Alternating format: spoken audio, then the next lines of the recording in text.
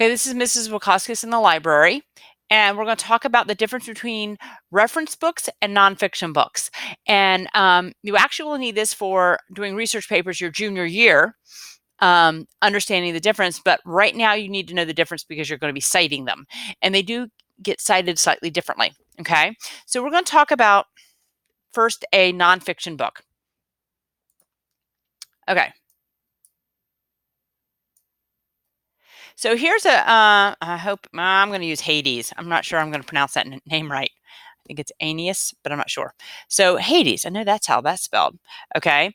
And I have a book and it tells me my author right there is Adele D. Richardson. If it was an editor, it would usually identify it here on my title page as an editor. Okay. But it identifies Adele Richardson and it doesn't say anything about editor next to her name.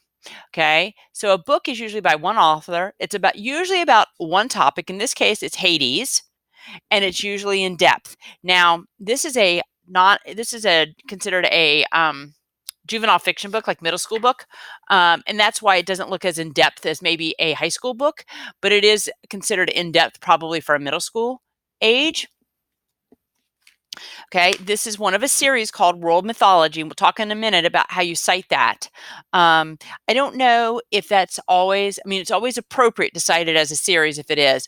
I don't know if it's always easy to find that it's part of a series. So you will find oftentimes you don't count it off for that because we're looking to see if the citation's correctly. Unless we know it's a series, then we wouldn't even know to count off or count or to not. So you might see inconsistency there, but do look for series. Okay, so let me get you to, let's see if I can find, okay, so here is a reference source, a reference book. Okay, now notice I would just told you here, may have the words encyclopedia, dictionary, atlas, or guide, or reference guide, or guidebook, or something like that in the name, and then you know it's a reference source, and that's how you need to cite it. Okay. Okay, but this doesn't have that in there, but it is a reference source. But if you take a quick look at it, you'll see you got multiple volumes. It's done alphabetically by different articles, so you need to cite each article separately. So when I come in here and I turn to the back side of the title page, this is the back side of the title page is called the verso. So you find here, you can barely see it. It's kind of blurry. Editor C. Scott Littleton. So this is an editor, and like I said here, typically reference books have editors, not authors. And what the editor does, he is not responsible for writing all these articles.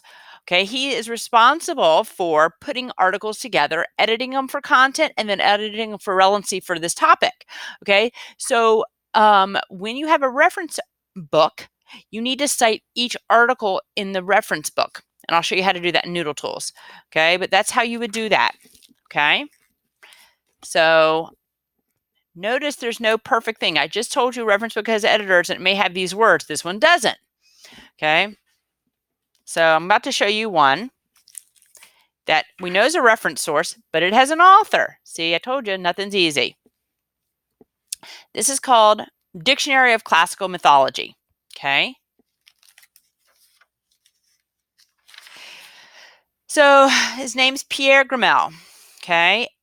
And I kept thinking, I bet he really is the editor. But I come over here and back on the back side of this, there is nothing that leads me to believe that he is the editor and not the author. So I'm going for the fact that this is the author, even though it's a reference source. And you cite it as a reference source specifically because, why? It has the word encyclopedia, dictionary, atlas, guidebook. That's a telltale sign that there's a reference book. Okay. So also you can see in a dictionary reference book, and you do need to be careful with this. We have a problem with this. So for something like this, when you're just doing a quick 2-page paper and you are using 5 different sources and you are in 9th grade, this might be an appropriate resource. Okay, you were looking up information on, I can't even pronounce these names. Holy cow, let me find one that I can. Miles, how about that one? Miles. Okay. I hope I said that right. So you use that as a source and you cite the article in the dictionary.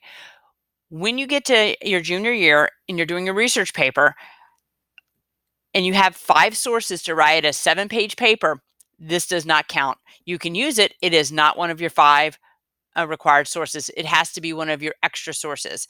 And typically, this information is not very deep that you could have found it somewhere else. And if you did, you just use that other source because this would not count as a source or one of your required sources.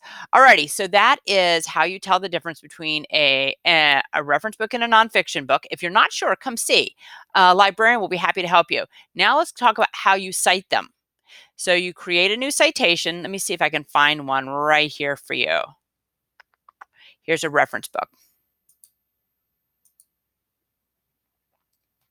So you name the database. In this case, it's you would actually say print. Okay. I'll move it over to print real quick. Okay. So the title of this reference source right here would be Dictionary of Classical Mythology. That would go title of reference source. The article entry would be where you got it from. Miles. That would go right here. And in this case, it would just be 281, page 281. Okay, so that's how you cite a reference source. Okay, you're up here and you can see reference article entry in a reference source. Okay, you can actually change this if you're citing a section of a book. Okay, but that's still, again, a reference source. If you've got a book made up of essays, it's not a full-on reference source. Different video for a different time. But let me go back. Let me cancel this and go back, and we'll talk about citing a book. In a book,